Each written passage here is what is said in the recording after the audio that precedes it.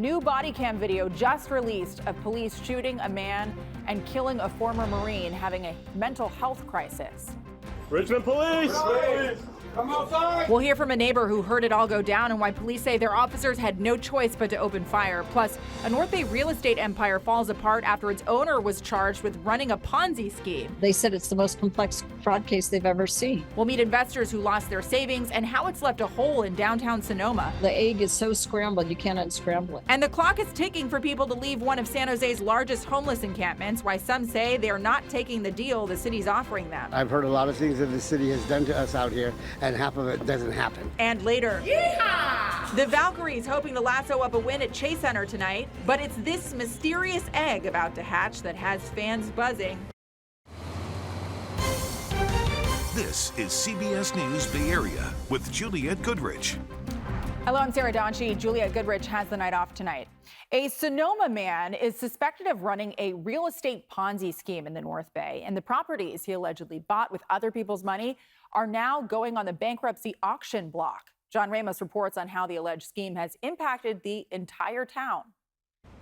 In about 2021, people began noticing that a real estate investment company was buying all kinds of properties in the town of Sonoma, often leaving them vacant. Now we know that company was a house of cards, and now that it's collapsed and the bankruptcy sales have begun, it's leaving both the city and the investors wondering what the future holds for them.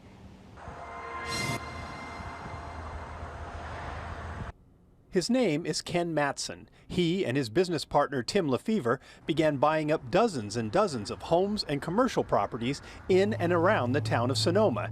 And he didn't seem to mind paying more than market rate for a lot of them. His plan was to, tear it down and rebuild something, promising that everyone can come back after it was rebuilt. But it's just been sitting vacant.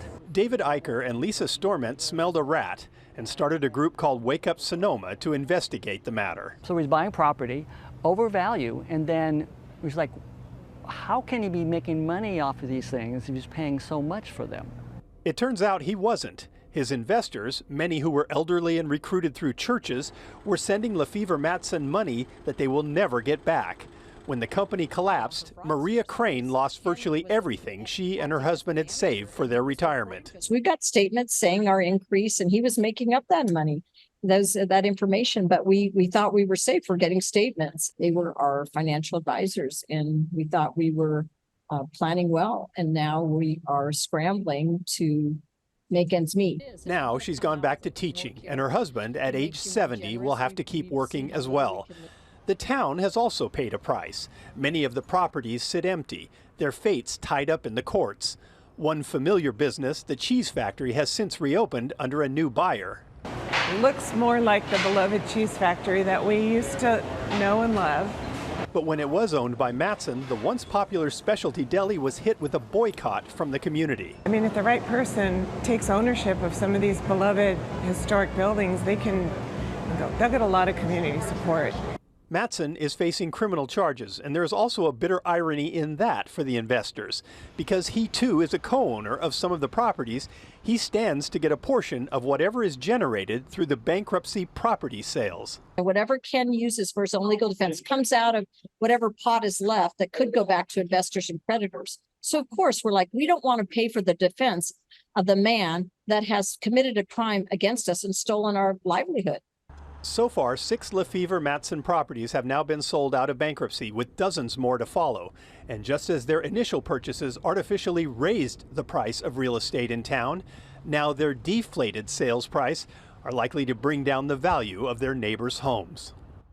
Matson was arrested after his own partner accused him of defrauding investors. He faces 9 counts of wire fraud, money laundering, and obstruction of justice, and is currently free on a $4 million bond. We are learning more about the 4-year-old hit and killed by a driver while standing on the sidewalk in Burlingame. The San Mateo Coroner's Office has identified him as Aiden Fang. A 6-year-old girl was also hurt in the crash. This happened on Donnelly Avenue in downtown Burlingame on Friday. Police say a 19-year-old driver was exiting a parking lot when her car was hit by an e-bike. She then accelerated onto the curb, hitting the children and crashing into the Poke Truffle Bar restaurant. There is a small memorial outside of the boarded up business. Police say the driver stayed and is cooperating with investigators. They say that drugs or alcohol do not seem to be factors in the crash. The 6-year-old was taken to the hospital and is expected to survive. 4 teenage girls are in custody after an elderly man was attacked and robbed in Walnut Creek. It happened last Thursday around 11 p.m. on Tice Valley Boulevard near the retirement community of Rossmore. Officers say the 4 suspects assaulted a man and stole some of his belongings before taking off. Witnesses helped identify the getaway car, allowing police to track down the suspects. 2 of the girls are from Walnut Creek. The other 2 are from Concord. They're all in jail in Martinez, facing 4 felony charges. Richmond police are defending their response after officers shot and killed a former Marine who they say was threatening to kill members of his own family. This happened last Monday around 5 p.m. at a home on 1st Street and Barrett Avenue. Today, police released body cam video of the confrontation, arguing their officers had no choice but to shoot. Our Lauren Tom spoke with a prominent civil rights attorney who's questioning the department's response.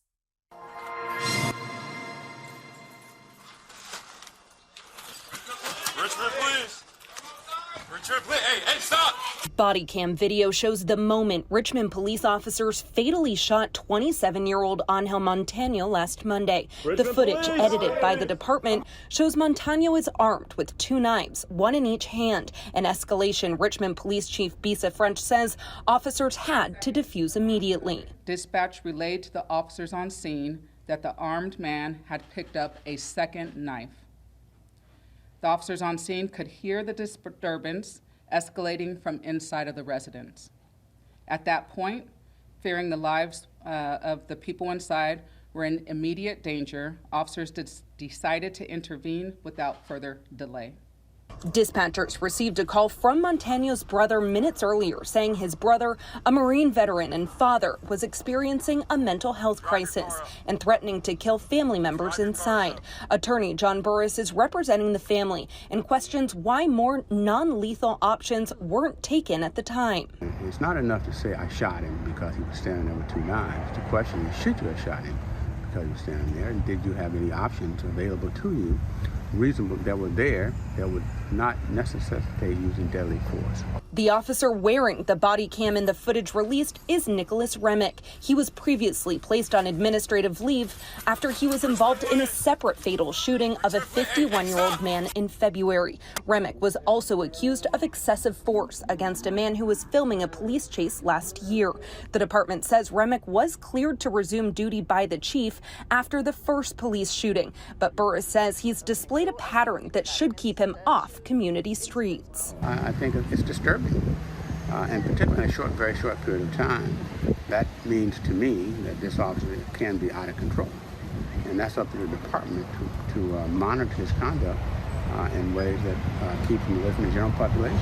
Escuché por ahí unos 4 o 5 de seguidos. The bullet holes from last week's shooting are still visible in the door of neighbor Lila Morello. She told us she heard officers yelling at Montano to stop. Then she heard 4 or 5 gunshots, and once she opened the door, she says she saw a man lying lifeless on the floor. Cuando abrimos la puerta fue que vimos al. She says she's been scared to come outside since. Imagine seeing someone on the ground, lifeless in front of the door of one's home, she said.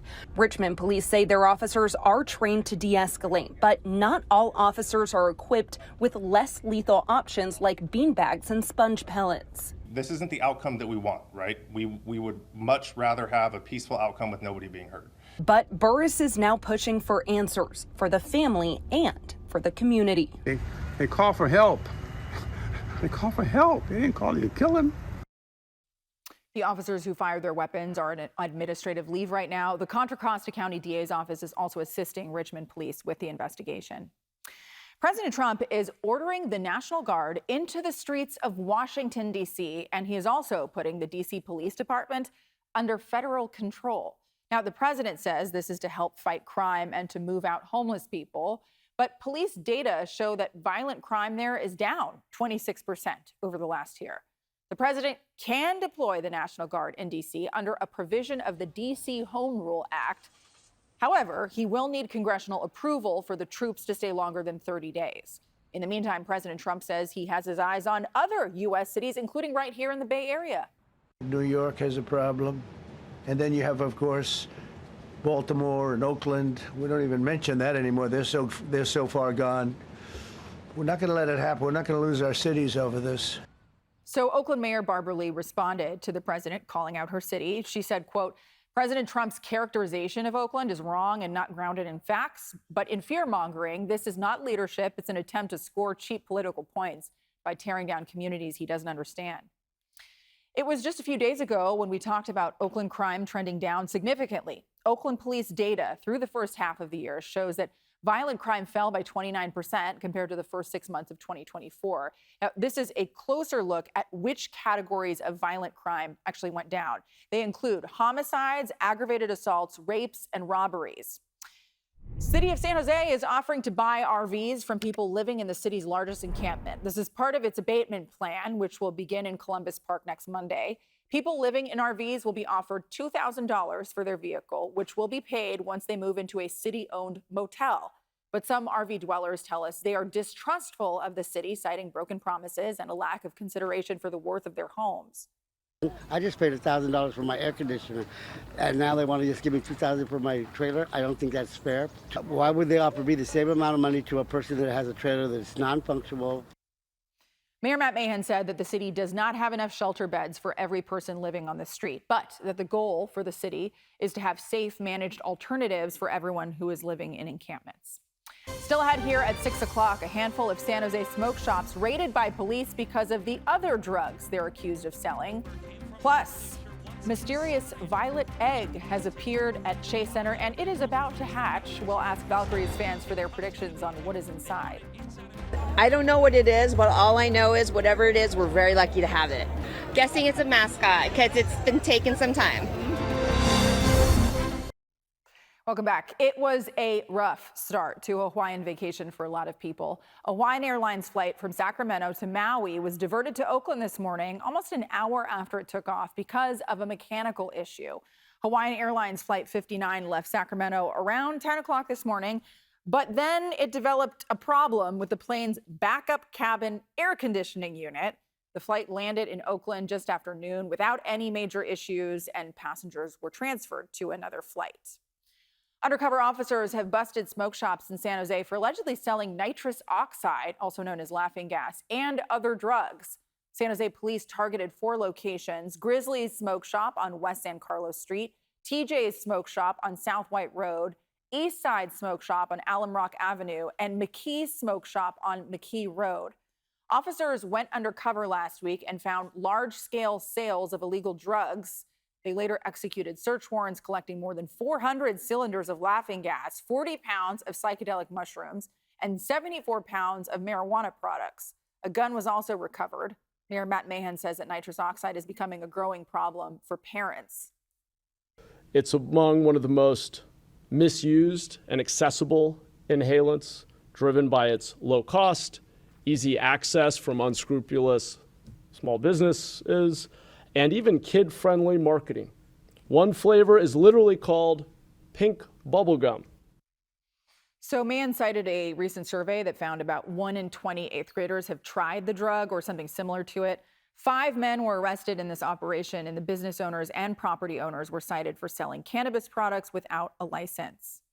State lawmakers here in the Bay Area have introduced an ambitious plan to tackle the rising cost of electricity. State Senator Josh Becker, who represents San Mateo County and part of Santa Clara County, introduced a bill that would cut costs by creating a power fund that would pay for certain programs normally paid by customers through their rates. The bill would also distribute climate credits in hotter months when more electricity is being used and grant more credits to lower-income homes. Speaking through a translator, one neighbor says that paying the utility bill has become a monthly struggle. I can see the difference because before I was paying $50 or $100 for my electricity bill, and now it's high, and now I have to choose if I pay my rent to the landlord or pay the electricity. PG&E customers have seen a 110% increase in their rates over the last 10 years. The Golden State Valkyries take on the Connecticut Sun in just a few minutes, and you can catch all the action on our sister station, Pix Plus. People are piling into the Chase Center ready to see a new surprise. The thing that everyone's been talking about, though, is the bird watch. We heard earlier that the mystery egg has hatched, but what could it be? Let's check in now with Kelsey Thorid at Valhalla, who has been collecting predictions all day. Kelsey. Hey, Sarah. Well, yeah, if you're like me, you have spent the past 5 days just constantly thinking about what this egg could be, what it means. You know, it showed up here at Thrive City back on Thursday morning. Out here, they then, of course, moved it safely inside of Chase Center, where it's been kind of incubating in a nest there. But as you said, we just learned about an hour ago that the egg has officially hatched. And fans here are very excited about this. We were talking with them earlier about what they potentially think may be inside the egg. Here's what they told us. I'm hoping it's something that we can fly with. I think it's a raven, and I think it's going to be an acrobat. It's a raptor of some sort, possibly a raven, and it will be stellar. I think it's an owl. So I definitely think it's something unique and nothing existing, because this is San Francisco. We're all about being unique here. So you hear there, Sarah, you know, there's raven, there's raptor. I think someone else we spoke to said they might think it's an owl. You know, it is bird watchers night tonight at the Valkyries game. So I think that is leaning towards maybe a bird themed mascot. And they're also giving these out to all of the fans of the stadiums. These are binoculars. So when they do the big reveal of whatever is inside the egg, even if you're up in the nosebleeds, you'll be able to see it coming. So I'm excited. I also don't know exactly what it's going to be, so it'll be a lot of fun. Well, it's not a fish, we think. It's some kind of bird. Maybe it's some, hey, it's some kind of, you never know. You never know. A flying fish, maybe. All right, we're going to stay tuned for that, Kelsey. We'll see you during the pregame show. Thank you so much. Again, you can watch the Valkyries take on the Connecticut Sun on Pix Plus at 6:30 tonight, channel 44, cable 12. Back to near normal temperatures across the Bay Area today. We had our usual August mix of 60s, 70s, and 80s. We don't have any extreme heat in store for us as we head through the next several days, but we are tracking a few ups and downs. We've got details coming up in the First Alert forecast.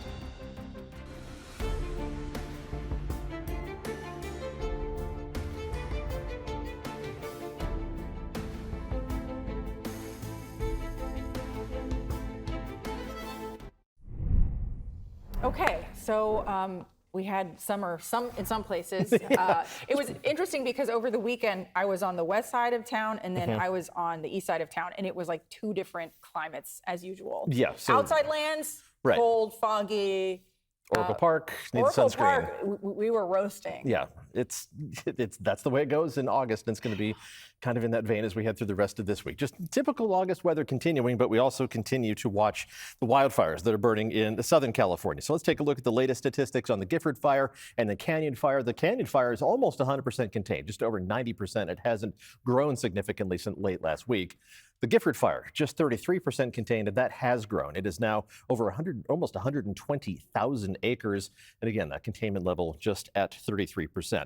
For us, we had a little haze on the horizon today as some of the smoke from those fires did drift up in our direction, but a stronger onshore breeze is now going to be pushing that farther and farther away from us. And the good news is our air quality was still in the good category at ground level because it was elevated smoke. That's all going to be blown away from us over the course of the next several days. So we're going to continue to watch air quality readings because fires that are burning that close to us can certainly be problematic, but in the short term, things are looking pretty good for us here in the Bay Area.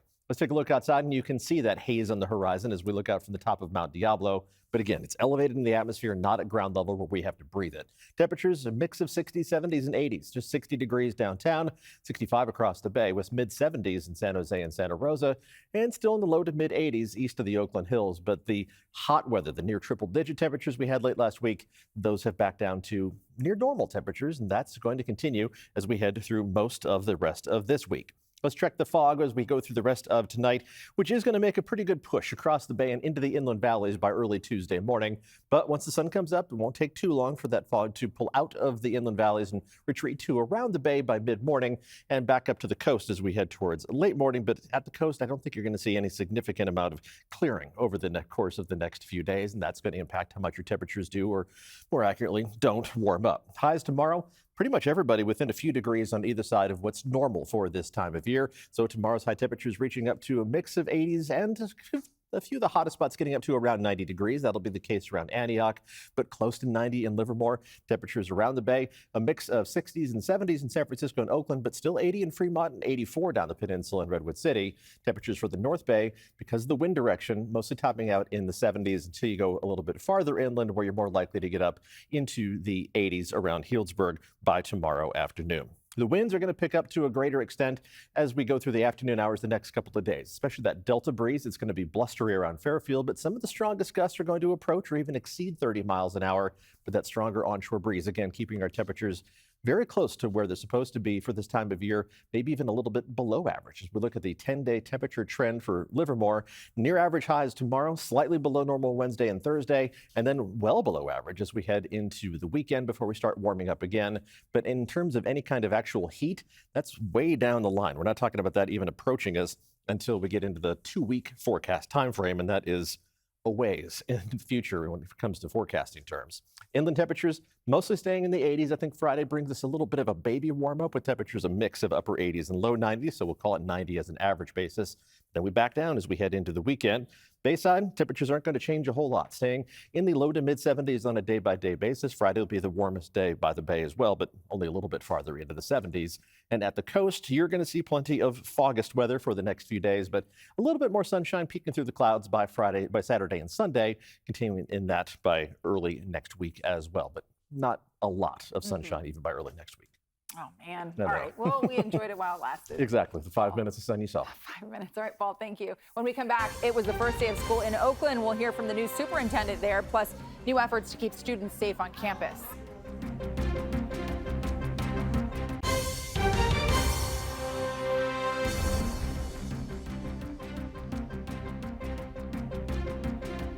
The new school year began today for 2 East Bay districts. Students returned to class in Alameda and Oakland, where the new interim superintendent was there to meet students. Denise Sadler took over the role on July 1st following the controversial ouster of Kyla Johnson-Trammell.